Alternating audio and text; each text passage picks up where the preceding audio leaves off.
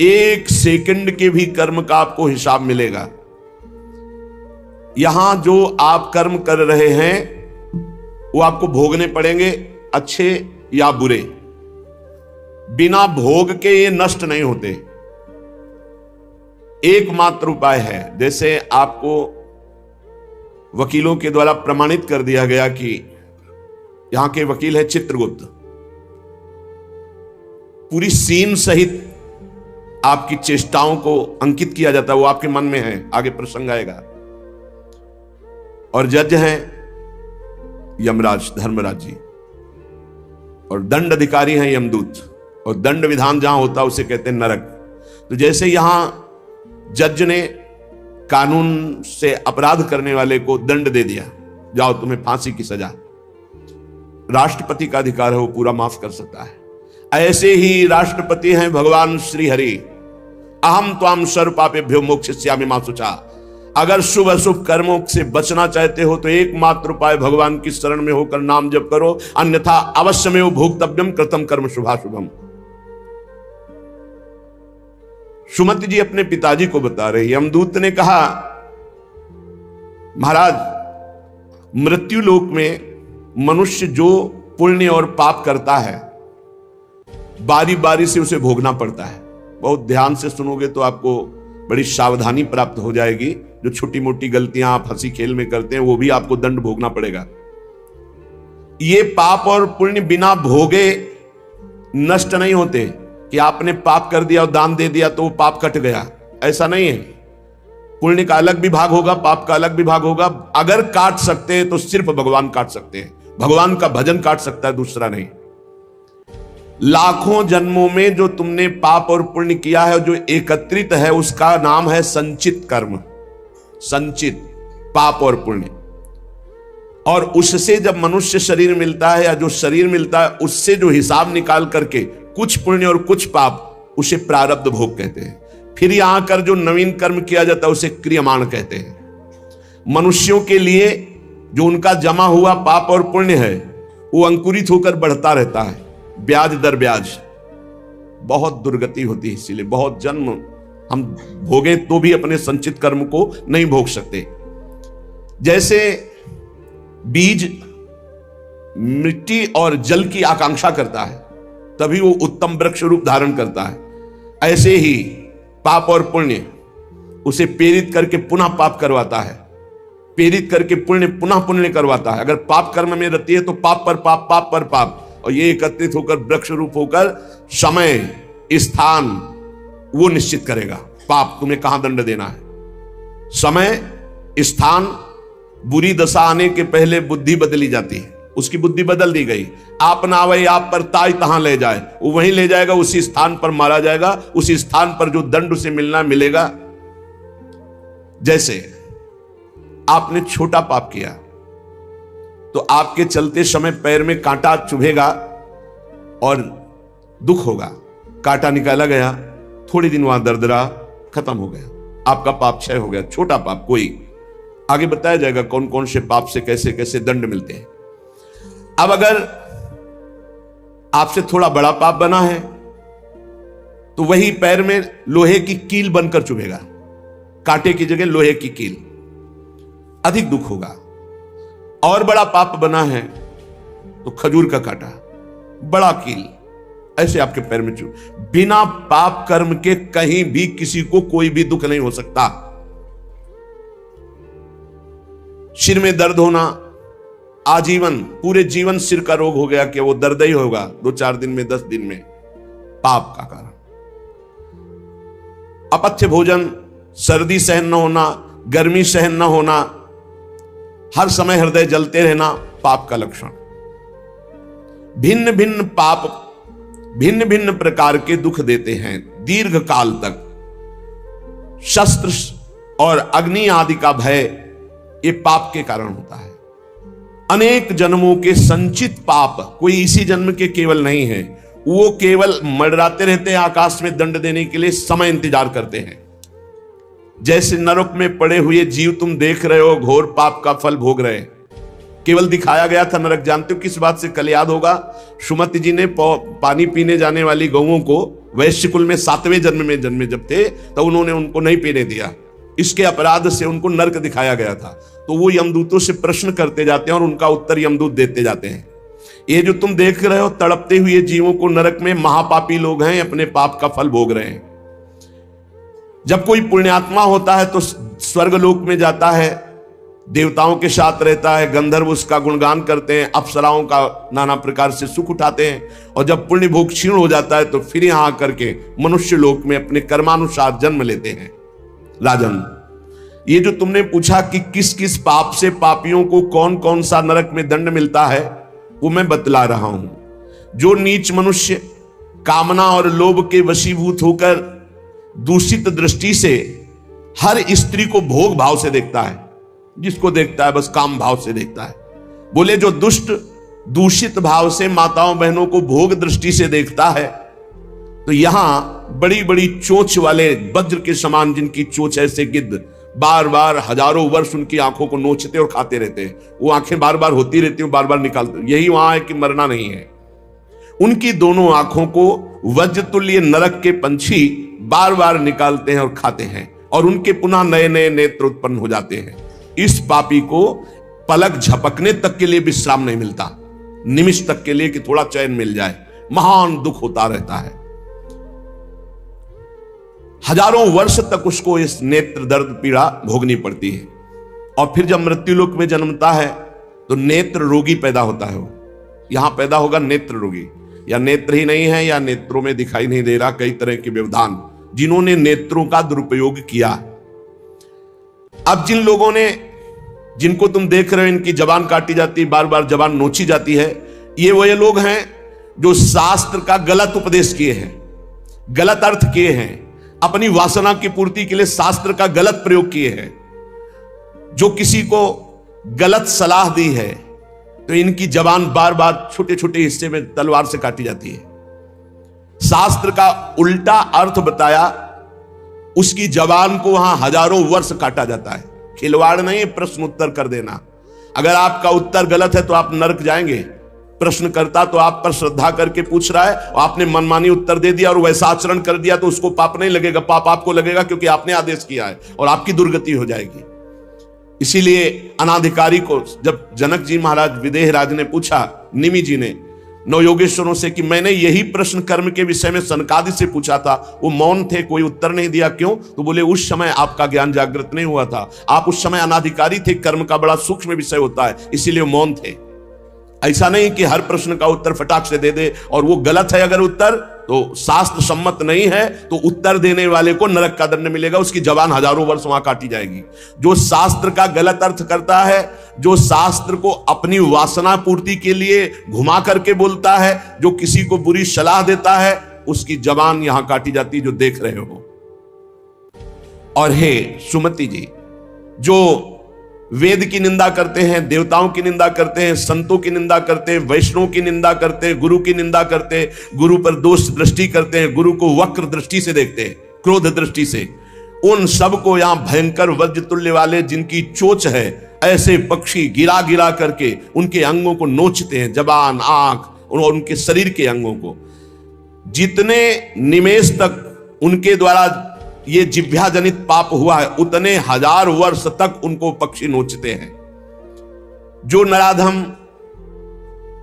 बिना दोष के दो मित्रों में फूट डाल देते हैं, एक दूसरे की चुगली करके, पिता पुत्र स्वजन में भेद पैदा कर देते हैं, और जो पुरोहित, बहुत ध्यान देने योग्य बात, अनुष्ठान का संकल्प लेता लेकिन अनुष्ठान पूर्ण नहीं करता, जजमान को क्या पता? जो पुरोहित जजमान से नियत संख्या ले ली धन और अनुष्ठान पूरा नहीं किया, या जो अपनी माता और पिता का अपमान किया, जो अपनी शरणागत, अपने अर्धांग विराजमान पाणी ग्रहण की हुई पत्नी का विविध प्रकार से अपमान और शोषण किया, वो यहां आरे से चीरे जाते हैं हजारों वर्ष तक। दिखाया, देखो ये बीच आरे से आराम आराम से एक एक अंग चीरे जाते हैं। उस पुरोहित को भी दंड मिलता है, उस पुत्र को दंड मिलता है जो माता पिता का अपमान, उस पति को दंड मिलता है जो पत्नी का शोषण, उस पत्नी को दंड मिलता है जो पति से छल करती है। आप खुली आंख इनकी दुर्गति देख सकते हैं। जो दूसरों को कष्ट देने का स्वभाव बना लिया है, बातचीत चेष्टा से कष्ट ही देना है, जो दूसरों की प्रसन्नता में जलते हैं, जो दूसरों की घरों में सोए हुए घरों में आग लगा देते हैं या फसलों में आग लगा देते हैं और उनको प्राणांतक कष्ट देते हैं, उन अधम पापियों को यहां जलती हुई आग में जलाया जाता है। तुम देख लो, तपती हुई बालू डालकर उनको भूना जाता है और यहां आग में उन्हें जलाया जाता है। जो एक जगह निमंत्रण मिला, फिर दूसरी जगह निमंत्रण मिला, तो पहले निमंत्रण वाले को छोड़ करके दूसरे के यहां निमंत्रण पाकर फिर पहले वाले के यहां निमंत्रण पाने गया। ऐसा नहीं है, यह नर्क का कारण बन जाएगा। एक जगह निमंत्रण है, वहां गए, अगर हम भूखे हैं तो भूखे, नहीं मिला तो नहीं मिला, अब दूसरे दिन देखा जाएगा। 2 3 4 निमंत्रण, ऐसा नहीं। जो ब्रह्मर्षि किसी देव कार्य के लिए, पितृ कार्य के लिए यजमान के द्वारा निमंत्रित किया गया और वो दूसरी जगह भोजन कर लिया, दूसरे निमंत्रण को स्वीकार करके फिर उसके यहां भोजन करने गया, तो उसको यहां नरक में 2 टुकड़े करने वाला दंड मिलता, बार बार उसके 2 टुकड़े। ये बार बार बहुत जगह भंडारा, बहुत जगह निमंत्रण, ये ऐसा नहीं है, सिद्धांत है। तुम भूखे हो तो एक जगह चले जाओ और अपना पेट भरो, भजन करो। ये नहीं कि 5 जगह चले गए तो खूब दक्षिणा 5 जगह की मिली तो सुन लो। ये तस्मात् शास्त्रम प्रमाणम, ये शास्त्र है, मनमानी नहीं। पहले ऐसा कभी ब्रह्म ऋषि जन नहीं करते थे। 5 घरों में भिक्षा मांग लो, या निमंत्रण है तो एक जगह जाके पेट भर लो जो रूखा सूखा मिले। ये 14 जगह भंडारा, 14 जगह निमंत्रण, तो उसकी व्यवस्था है। ये नरकगामी बना देगा, बुद्धि भ्रष्ट हो जाएगी। जो सदैव कड़वी बातें बोलकर लोगों के दिल पर चोट पहुंचाते रहते हैं, कुछ लोगों का ऐसा स्वभाव होता है, जब बोलेंगे तो हृदय की पीड़ा प्रकट हो ही जाए, ऐसा उनका है। ऐसे हैं वो, ऐसे बोलते हैं कि अत्यंत पीड़ा दे। ऐसा करने वालों को यहां के पक्षी टूट पड़ते नरक में लाते हैं, नोच नोच करके उनको खाते हैं।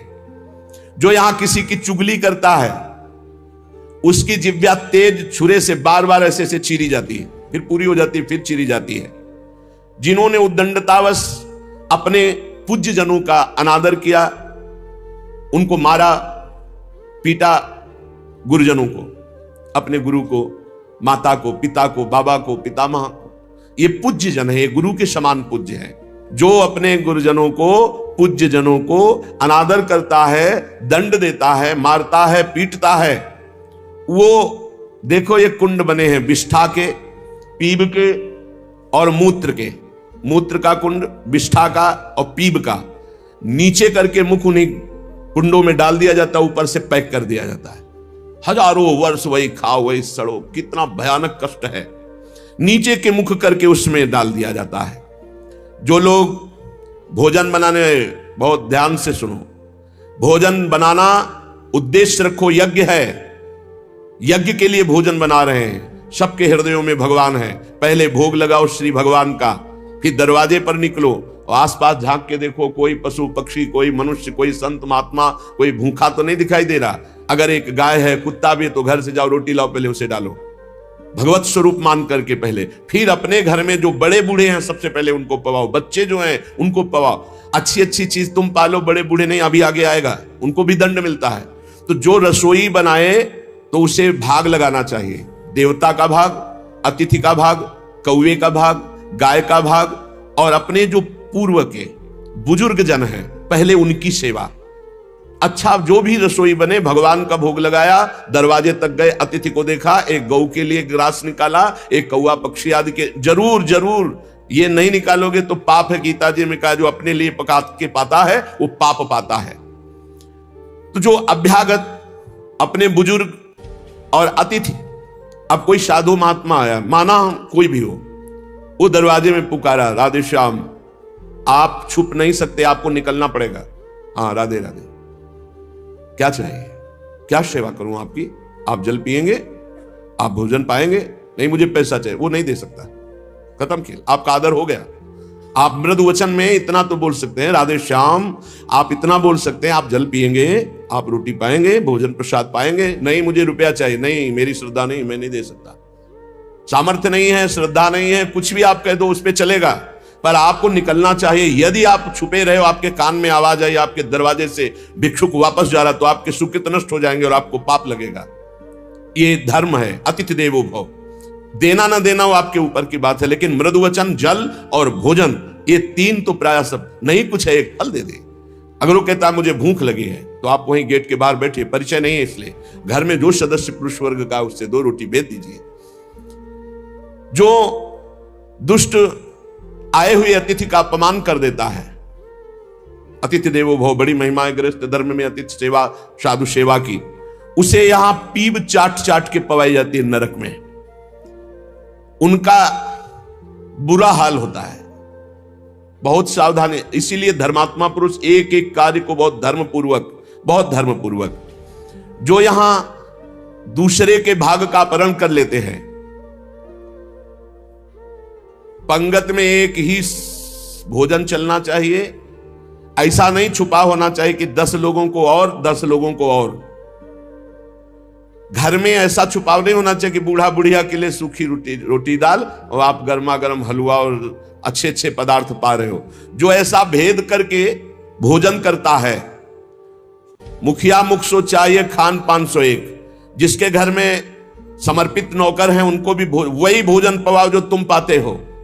ऐसा नहीं हो सकता कि तुम बढ़िया बढ़िया और फिर निकृष्ट भोजन उसको, ये तुम्हारा पाप बन रहा है। सबके हृदय में भगवान है, भोजन वही, तुम भले बचा खुचा पालो, घर के मालिक हो, लेकिन सेवकों को, बालकों को, वृद्धजनों को, अतिथिजनों को भरपूर। ये धर्म का ज्ञान अगर नहीं है तो फिर कह रहे हैं कि शरीर बड़ा भयानक मिलता है और मुंह सुई की नोक के बराबर होता है। अब वो इतना भूख से व्याकुल होता है, पर उसको खाने को क्या मिलेगा? वही गंदी चीज और सुई की नोक के, और हाथी जैसा शरीर, और भूख से वो तड़पता रहता है। ऐसा हजारों वर्ष नरक में मिलता है। जो लोग पंक्ति में ब्रह्म ऋषियों को, वैष्णवों को बैठाल दिया, जैसे कई कि अपने रिश्तेदार आए तो पुआ पूरी हलवा, अगर साधु महात्मा आए तो हृदय में जलन हो रही है। ऐसा भक्त चरित्रों में पाया गया है कि भक्तजन आए तो देख करके जलन पैदा हो गई और कहा हम बीमार हैं, हमसे नहीं हो पाएगा। और जब उनका भाई आया तो पुआ खीर और सब चकाचक, तो भक्त आए तो उन्होंने कहा हमारे रिश्तेदार भक्त आए तो तुम्हारा शरीर दर्द कर रहा था, और जब तुम्हारे भाई आए तो तुम, तो बोले रिश्तेदार ऐसे चले जाएंगे? नहीं तो संत वैष्णव ऐसे चले जाएंगे। पूरी पुआ खीर सब संतों को पवाया, और जो खिचड़ी आज स्वयं बनाई थी वो पवाया उनके रिश्तेदारों। जो ब्रह्म ऋषियों को निमंत्रण करके, साधु वैष्णव को पंक्ति में बैठाल करके अपने लिए अच्छा भोजन, देखो बहुत सावधानी। हरिराम व्यास जी ने जब देखा उनकी पत्नी दूध परोस रही थी, उनके उसमें मलाई गिर गई तो नाराज हो गए और कहा ये पति है शरीर इसलिए मलाई गिरा दी, जाओ आज से सेवा से त्याग। हमारे पति ये संत जन है, संत जनों के आगे मलाई क्यों नहीं गिरी? दूध की मलाई हमारे आगे ही क्यों गिरी? क्योंकि हरिराम व्यास रूपी शरीर तुम्हारा पति है, इसलिए मैं तुम्हारा त्याग करता हूं, आज से सेवा में तुम्हारा अधिकार नहीं। यद्यप उनका ऐसा भाव नहीं, लेकिन कितने, इसीलिए सावधान। अब अपने घर वालों के लिए अच्छे अच्छे लिए और संत महात्मा वैष्णव अतिथि के, तो बोले उसे दंड मिलता है, नरक में ला करके उसे विविध प्रकार से सताया जाता है। जब कोई अर्थार्थी शरणागत तुम्हारी शरण में आ जाए और तुम उसके साथ धोखा करो, तो यहां भी दंड मिलेगा और वहां भी दंड मिलेगा। एक पूज्य भाई जी से हनुमान प्रसाद पोद्दार जी ने घटना लिखी कि मैं नाम खोल करके नहीं कहूंगा क्योंकि उनके पारिवारिक जनों को दुख होगा। मेरे परिचय के थे भाई जी महाराज के, मेरे परिचय के थे, गांव भी लिखा है, गांव का नाम भी लिखा है कि वो मेरे परिचय के थे और 2 भाई थे। उनमें से किसानी का कार्य होता था। किसानी के बहुत पुरानी घटना नहीं है भाई जी महाराज कह रहे, कुछ वर्ष की है, यह अक्षरशः सत्य है। ये कोई हम कथा नहीं कह रहे, हम जानबूझ करके पता नहीं दे रहे। मुझे जिला गांव सब पता है। वो कृषि कार्य करते थे, गृहस्थी का कार्य किसानी से पूरा होता था। उनके पास एक बैलों की जोड़ी बहुत सुंदर थी और एक बैल, 2 भाई थे। एक दिन संध्या काल के समय जो व्यापारी थे बैलों के, उनको पता चला गांव में इन दो किसानों के पास बहुत सुंदर दो जोड़ी बैल हैं, एक जोड़ी से उनका काम चल सकता है, आप प्रयास करेंगे तो एक जोड़ी बेच देंगे। अर्थ है आपकी शरण में आया है तो आपको अपने प्राणों की बलि चाहे देनी पड़े, उसकी हानि नहीं होनी चाहिए, शरणागत की हानि नहीं होनी चाहिए। अगर हानि हो गई तो नरक की गति मिलेगी और यहां भी दंड मिलेगा तत्काल। ये महत पाप है, शरणागत का त्याग महत पाप है। अब वो दो व्यापारी थे, अब वो कई बैल खरीदना बेचना उनका काम था। वहां आए और उस समय 12,000 रुपए की जोड़ी तय की। उनको बहुत अर्थ लगा, 12,000 रुपए मिल रहे, दो से काम चला लेंगे, फिर गौवे हैं बछड़े हो जाएंगे, फिर काम चले। 12,000 रुपए ये देंगे और ये व्यापारी हैं, उनके पास थैला भी था तो और भी रुपए होंगे। संध्या का समय था, व्यापारी ने कहा कल सुबह हम बैल लेकर चले जाएंगे, आज रात हम तुम्हारे यहां सो जाएं। रात्रि हो रही, उनके मन में तुरंत चलने लगा दोनों किसान भाइयों के। उन्होंने कहा हाँ हाँ बहुत आराम से खाइए पिए, आपका घर है। उन्होंने कहा आज रात्रि हम आपकी शरण में हैं, आप हमारे और हमारे धन की रक्षा कीजिए, कल सुबह हम 12,000 आपको देकर आपके बैल लेकर चले जाएंगे। अब एक तो आती थी, दूसरे शरणागत। रात्रि में अच्छा भोजन पवाया और बारंडे में लिटा दिया। घर घर के बाहर चौपार होती थी, जिसे बारंडा कहा जाता है उसे चौपार कहा जाता है। वो 8-9 बजे शयन कर गए। कहीं कहीं बरोठा कहा जाता है, कहीं बारंडा कहा जाता है, कहीं चौपार कही जाती है। अब दोनों ने अपनी पत्नी से विचार किया कि अगर इन दोनों को मार दिया जाए तो बैल भी नहीं जाएंगे, 12,000 तो मिलेंगे भी, और भी व्यापारी है, पैसा इसके पास है, बहुत आनंद रहेगा। ये भाव बिल्कुल नाशकारी, क्योंकि उस शरण में है तुम्हारी, वो अतिथि है, बिल्कुल। ये तो मतलब लोक परलोक तत्काल नष्ट कर देता है, तत्काल। इसे महत पापों में कहते हैं। और महत पाप तत्काल प्रभाव दिखाता है, तत्काल। वो ऐसा नहीं कि नरक जाओगे वो बाद की बात, तत्काल तुम्हें दंड देगा। ये महत पाप तत्काल दंड देता है। उनके हृदय में हत्या करने का पूरा विचार बन गया, पाप भरी योजना। पत्नी उनकी सहयोगी हुई तो पत्नी ने कहा पहले लाश गाड़ने की व्यवस्था तो सोचो, घर में तो गाड़ी नहीं जा सकती। तो उनका हमारा खेत है बगल में गन्ने का, हम दोनों जा रहे हैं और एक ही गड्ढे में दोनों को दबा देंगे, इनके नाप का गड्ढा खोद के अभी आते हैं। वो अति शीघ्र गन्ने के खेत में जाके गन्ना काट के और गड्ढा खोदने लगे। दैव योग से एक पड़ोसी को सोच लगी, भगवान का विधान होता, जाको राखे साइया मार सके न कोई। वो सोचा बगले में गन्ने का खेत है, यही निपट लेते। पहले शौचालय तो हुआ नहीं करते थे, गांव के बाहर खेतों में दूर जाना होता था। अब वो गन्ने के खेत में बगले में जाके, अब ये बोले इतने में दो आ जाएंगे। उसको लगा ये रात्रि में क्या प्लान बना रहे हैं। नजदीक गए, वो देखो एक को नीचे कर देंगे, एक को ऊपर कर देंगे। बोले कहीं पाप तो नहीं हो रहा। बोले 20,000 रुपया उसके पास है, तुम पाप की सोच रहे हो। वो जो सोच गया था उसकी सोच तो हो गई, उसने सोचा कोई घटना हो रही, तो उनका दोनों को मार करके इसी में गाड़ देंगे, 2 गड्ढे खोदने की जरूरत नहीं। अच्छा 2 हैं और देखो कोई जानेगा नहीं, बरूठे में ही तो पड़े हैं और सो गए होंगे। फौरन उसने जल से पवित्र हुआ, भागा उनके घर में गए, पड़ोसी ही था, वहां दोनों को जगाया और कहा ये अभी चलो हमारे साथ, कहां तुम्हारा पैसा, पैसा ले लो।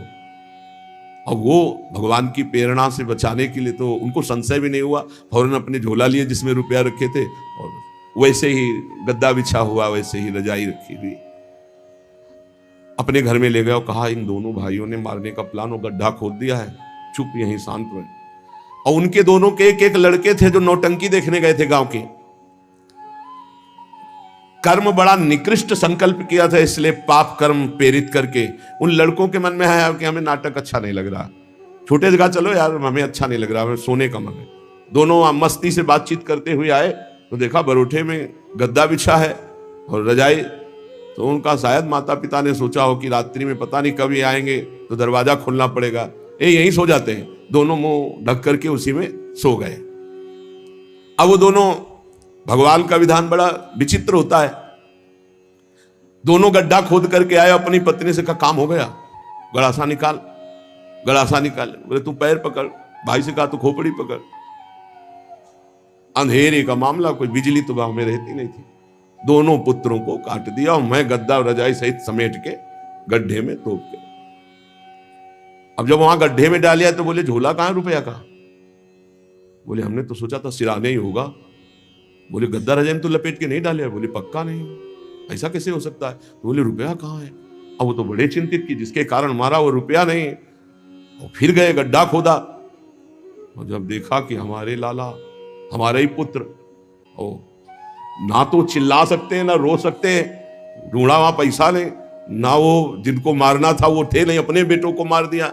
सुबह हुआ फिर पड़ोसी निकाल के लाया उनको, कहा ए भाई बड़ा सुंदर प्लान बना रहे थे इन दोनों को मारने का, पैसा भी सुरक्षित और ये भी सुरक्षित, अब हम जा रहे हैं सरकार से रिपोर्ट करने। दोनों को जेल हुई, दोनों पुत्र मारे गए, दोनों पत्नी और पति सहित सजा को प्राप्त। अगर शरणागत है, कोई धन लिए हुए है, आपके समीप आया हुआ है और आप थोड़ा भी लालच करके उनका अहित करना चाहते हैं तो शरणागत का अहित सोचना मात्र अहित कर दिया, ये तो यहां दंड मिला, पूरा जीवन बर्बाद हो गया, पूरा जीवन बर्बाद हो गया। पति पत्नी जेल में, लड़का मार डाला, रह क्या गया, सब बर्बाद, और अब नारकी गति भी होगी। तो कह रहे हैं जो आए हुए शरणागत के साथ छल करता है तो यहां थूक, खखार, विष्ठा, इसके कुंड बने हैं, इनमें डाल दिया जाता है। आनंद ले, सोचो, थोड़ी देर भावना करो, गटर में पैक कर दिया जाए, आपको मरना है नहीं। थूक, खखार, लाल, इसमें ये नारकी गतियां हैं। हे सुमति, बहुत ध्यान दीजिए, जो लोग झूठे मुंह और झूठे हाथ, देवता का स्पर्श, देवता को प्रणाम, गुरुजनों को प्रणाम, जो लोग ऐसा अपवित्र कार्य करते हैं उनके हाथों को यहां यमराज तिल तिल भर करके काटते हैं। जैसे कोई सब्जी नहीं काटता, ऐसे बड़ी रफ्तार से ऐसे बार बार काटते। अरे ऐसे थोड़ी शास्त्र में, हम यहाँ खाए डोल रहे हैं, ऐसे जूता पहने भोजन कर रहे हैं, न कुल्ला न आचमन, ये सब नारकी गति को प्राप्त होने वाले जीव, तभी बुद्धि भ्रष्ट, मनमानी आचरण कर। पहले जानते हो गांव में कैसे पंगत पवाई जाती थी, सबके चरण धोए जाते थे। आप महाभारत में पढ़िए, राजसू यज्ञ में जितने राजा आए थे सबसे अग्र पूजा भगवान की हुई, लेकिन भगवान ने सेवा ली थी सबके चरण धोने की। कितना पवित्र व्यवहार था, शास्त्री, पट्टी बिछा दी, चरण धो दिए, हाथ धुलवाए, कुल्ला करवाए, सब बैठे, सबके तिलक पूजन, और सबका फिर वो पत्तल, दोना, सकोरा, ये पवित्र। ये होटलों में जो खाते हैं ना, वहां रज लगा के थोड़ी धोते हैं, ऐसे मारा पानी पाइप से, वही रुमाल हजारों में फेर दी। अब मतलब किसको है, जब वो कौन सा भोजन कहते हैं जिसमें सब ऐसे ले लेकर पाते हैं।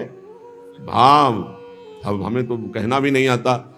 अब सोचो, उसमें वही शराब पिए हुए व्यक्ति खा रहा है, उसी से आप ले रहे, उसी से जो जो मना।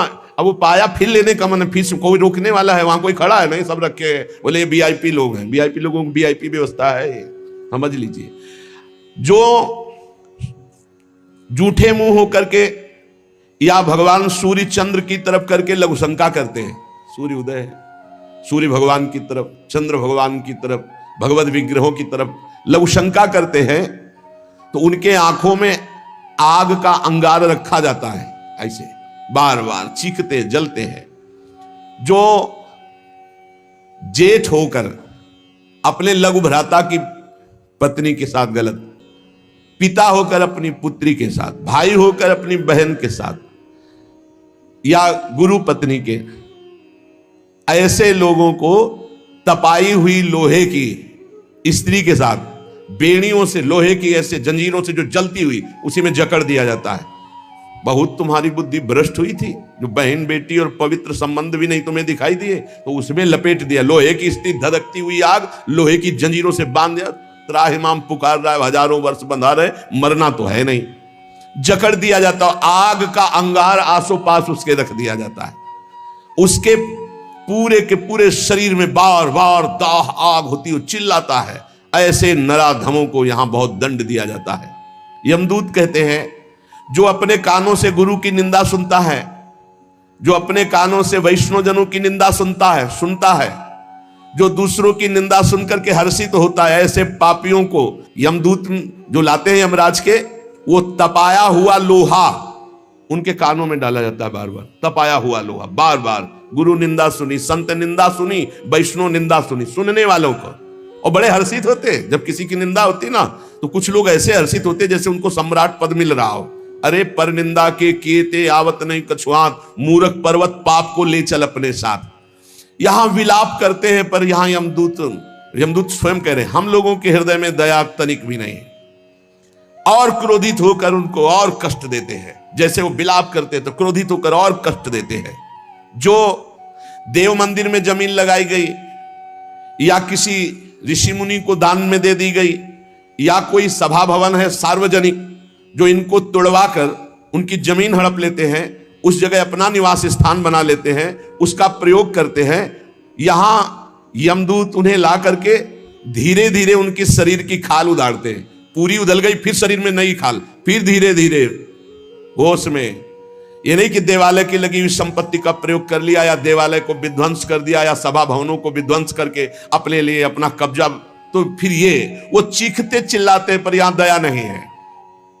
जो गौ के स्थान में, पवित्र स्थान में जल में मल त्याग करते हैं, जैसे नदी है, कोई सरोवर है, या गौशाला है, या देवालय है, उसकी सीमा में मल त्याग करते हैं।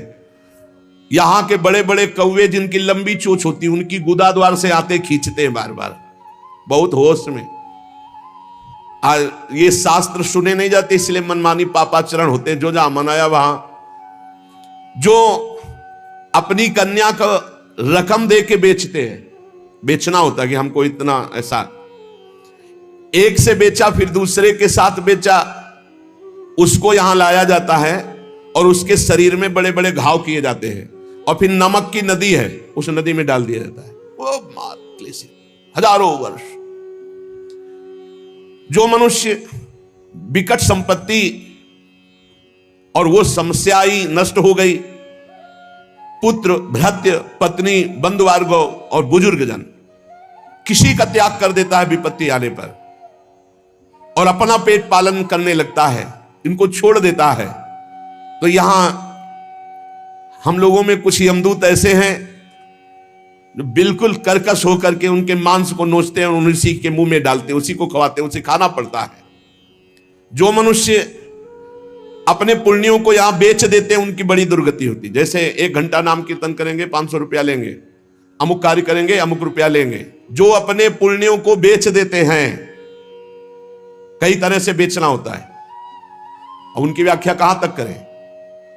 जो अपने पुण्य कार्यों का दाम लेते हैं, बेच देते हैं, वो पापी हैं, और उनको यहां चक्कियों में डाल के नरक में पीसा जाता है, जैसे आटा पीसा जाता है। बेचे ही वेद धर्म दुइले ही, ऐसा नहीं था। परोपकार के लिए ब्रह्म ऋषियों का जीवन था। कुछ मिला नहीं, किसी भी तरह जीवन व्यतीत करते थे। कृष्ण शरीर, बड़े बड़े चक्रवर्ती सम्राट भयभीत होकर खड़े हो जाते थे। तप पूर्ण जीवन, बेचने का कहीं विधान नहीं। जो जीवन में अपने किए हुए पुण्यों को बेच देते हैं, उनको वहां चक्की में जैसे आटा पीसा जाता है, ऐसा पीसा जाता है। ये ना समझो कि मौज ले लो, यहां तुम मनमानी कर लो, भोगना पड़ेगा। अवश्य में भोक्तव्यम, नरक में जाकर के हिसाब भोगना पड़ेगा।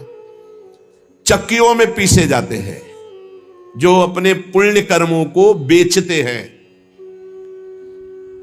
जो यहां किसी की धरोहर मिली, ए भैया हमारे इतने रुपए रख लो, ये सामग्री रख लो, हम समय से ले लेंगे, हमारी अव्यवस्था है, और फिर वो मुकर गया कि कौन धरोहर कब दिया, कैसे दिया, तो उन्हें यहां जलती हुई लोहे की जंजीरों से बांध दिया जाता है और ऐसे कुंड में फेंका जाता है जहां बड़े कीड़े भयामने विषैले, और वो उनको हजार वर्ष तक नोच रहे, उसी में बंधे चीख रहे। कौन? जो दूसरों की दी हुई धरोहर को ना देकर मुकर जाते, कब तुमने दिया। जो पापी दिन में मैथुन करते हैं, शास्त्रीय मर्यादा में दिन में मैथुन करना निषेध है। जो रात्रि में पराई स्त्री से मैथुन करते हैं, दिन में चाहे अपनी स्त्री क्यों न हो, मैथुन निषेध है। और जो इसीलिए महाभारत में एक प्रसंग आता है, एक ऋषि को उनकी पत्नी ने दिन में बहुत प्रेरित किया। उनका नाम हमें तो स्मरण नहीं आ रहा, किंदम, हाँ ऐसे कुछ नाम था। तब उन्होंने कहा दिन में पुरुष रूप में तो हम आपके साथ में तुम कर नहीं सकते, आप बहुत प्रेरणा करती, इसलिए पशु बनना पड़ेगा। तो आप भी अपने संकल्प से मृगी रूप धारण करो, मैं मृग रूप धारण करता हूं। ऐसा ही हुआ, मृग रूप होकर के वो सहवास कर रहे थे। इतने में ही महाराज पांडु ने देखा तो उन्होंने बाण संधान कर दिया।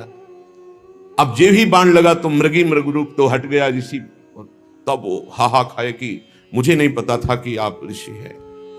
तो उन्होंने घटना बताई थी कि मेरी पत्नी विवश थी काम से, इसलिए मुझे पशु रूप धारण करना पड़ा, क्योंकि दिन में मनुष्य रूप से मैं तो नहीं किया जा सकता। जाओ, तुमने मुझे इस स्थिति में मारा है, अगर ऐसी स्थिति तुम्हारी हुई अपनी पत्नी के साथ तो तुम्हारी मृत्यु का योग हो जाएगा। मृत्यु का योग हो भी गया। तो जो दिन में अपनी स्त्री से या रात्रि में पराई स्त्री से वो यहां पापी जन लाए जाते हैं, बहुत गहरा कुंड है जो खोपड़ी के बल उसमें छोड़े जाते हैं। लोहे के बड़े बड़े नीचे कांटे लगे हुए हैं, पूरा बिंध जाते हैं, फिर निकाले गए, फिर फेंके। अरे भाई होश में जैसी थरिवंश नरक गति दुर्भरियम द्वारे कटियत नक्षी के। और जो सदैव नई नई भोग प्रवृत्ति के लिए नवीन नवीन स्त्रियों को फंसाते रहते हैं और उनसे सहवास करते हैं। तो यहां एक बहुत बड़ा वृक्ष है सेमर का जैसा, और उसमें बहुत ही विषैले कांटे हैं। उस पापी को उसमें जबरदस्ती खींचा जाता है, बार बार नीचे बार बार ऊपर, करो आलिंगन। अधिक मात्रा में वो खून से लथपथ होकर जहरीले कांटे लगने से व्याकुल होकर त्राहिमाम पुकारता है। जो लोग पराई स्त्रियों को फुसलाकर उनके सतीत्व को नष्ट करते हैं, जो लोग अपने धन के घमंड में आकर गुरुजनों को नीचा दिखाते हैं, जो लोग अपने गुरुजनों के प्रति रोष दृष्टि रखते हैं, उनको यहां लाकर जैसे चटनी पीसी जाती शिला में, ऐसे बड़ी बड़ी शिलाओं से उनको पीसा जाता है। यमदूत सुमति जी को बता रहे हैं, और वो बहुत कष्ट पाता है। ये यमलोक बड़ा दुखमय है, दिन रात यहां व्यथा ही व्यथा है।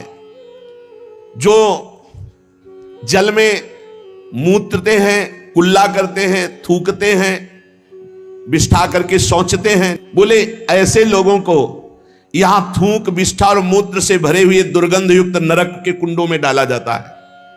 अरे ऐसा थोड़ी साष्टांग दंडवत करो यमुना जी गंगा जी में और अपने घर से शौचादि क्रिया करके। यदि नहीं ऐसा तो पात्र में लो और जल पियो पहले, और फिर दूर जा करके बहुत दूर शौच आदि होकर मिट्टी से ही हाथ और सब पात्र मार्जन करके फिर आओ, फिर पात्र मार्जन करो, फिर जल लो और दूर जा करके कुल्ला। ऐसे पवित्र जैसे गंगा किनारे भ्रमण करने वाले संत जन हैं तो सारी दिनचर्या गंगा जी से होती, पर बड़ी सावधानी से होती। ऐसा थोड़ी कि शौच लिया जाकर गंगा जी, ऐसा नहीं।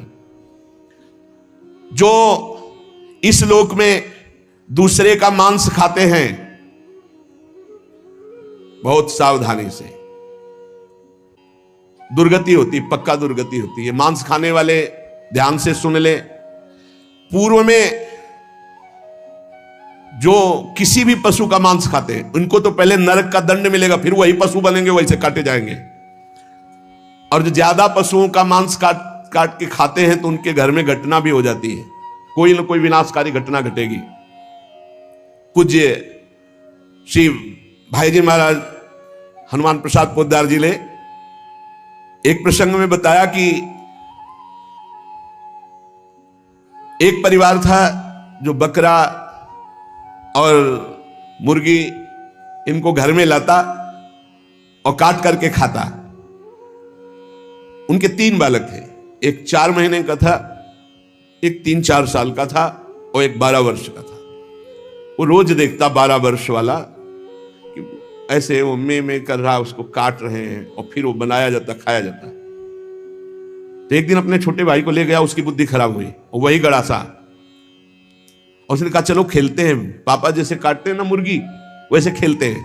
तो छोटा 3-4 साल का था, उसने हाँ छत में ले गया और चढ़ बैठा, जैसे चढ़ के बकरे के ऊपर मुर्गी के ऊपर, और बस वो काट डाला। और जो काट डाला तो चीख निकली तो वो अपने छोटे बेटे को नहला रही थी जो 4 महीने का, टप में ऐसे खड़ा करके, और वो छोड़ करके भागी ऊपर। तो टप में जितना पानी था वो बच्चा गिर गया, उसकी हिम्मत तो उठने की थी नहीं, वो वहां मर गया। और जब ऊपर गई उसका अरे दुष्ट तूने काट दिया, तो छलांग मार गया भय से, वो नीचे आके गिर के मरा।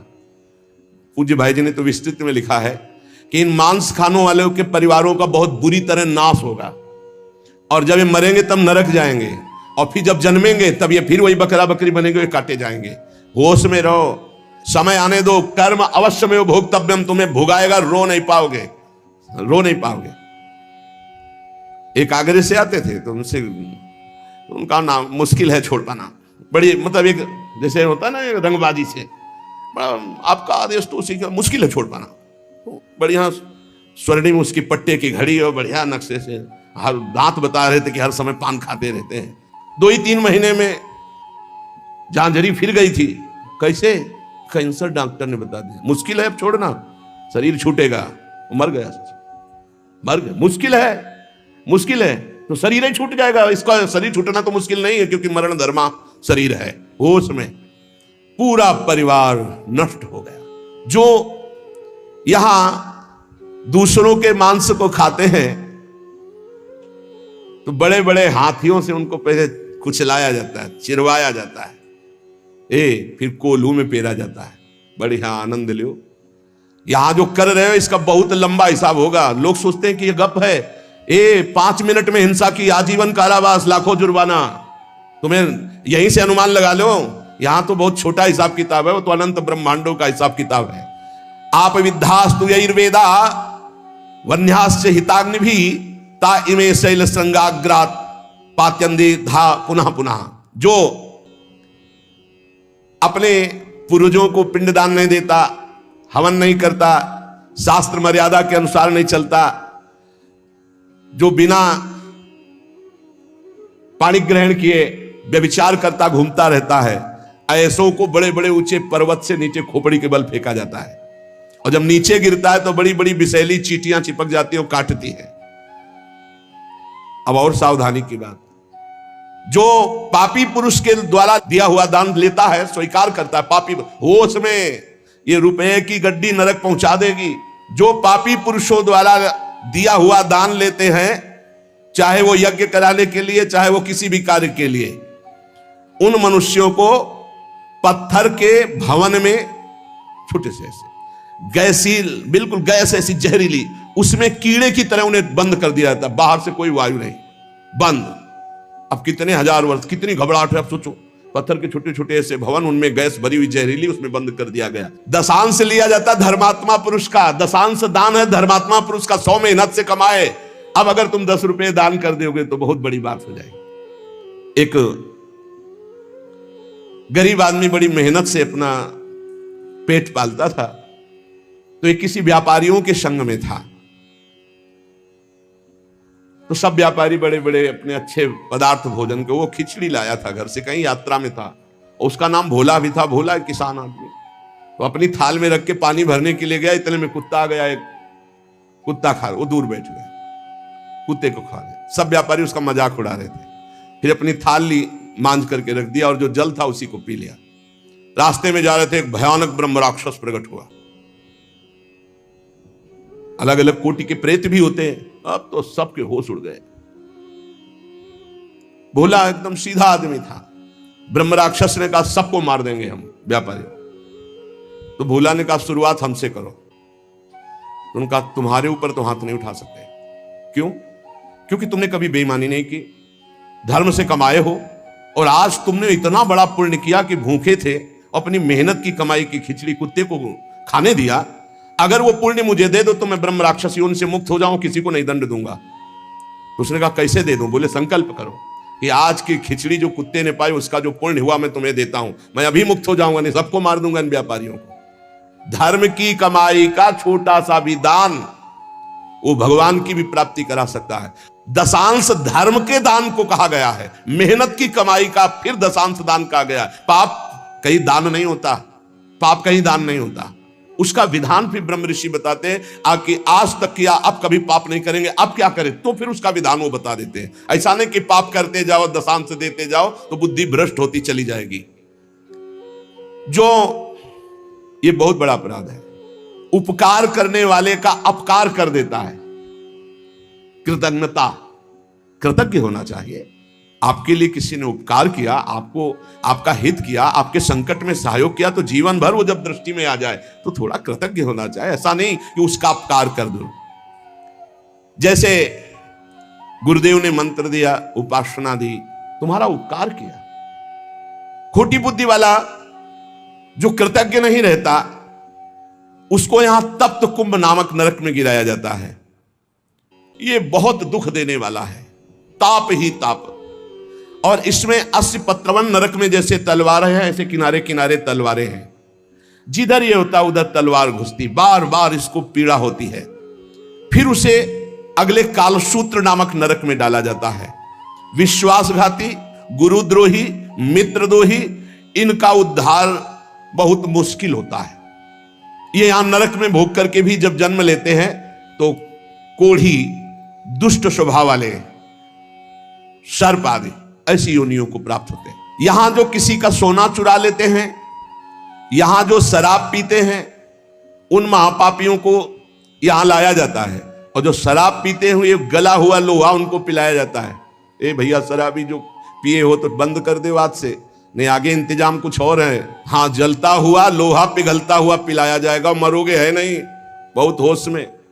स्वर्ण की चोरी करने वाले को वैसे ही स्वर्णिम आग के ऊपर फेंक दिया जाता है, घुनो सारे।